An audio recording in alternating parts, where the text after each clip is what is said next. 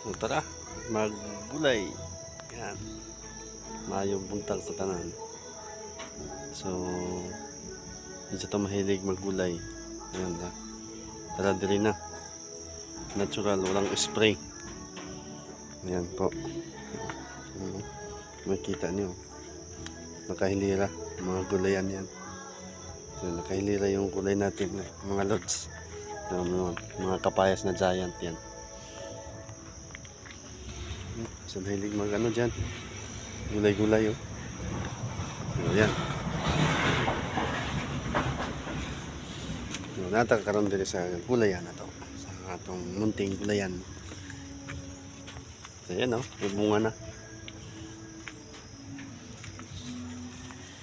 Yan.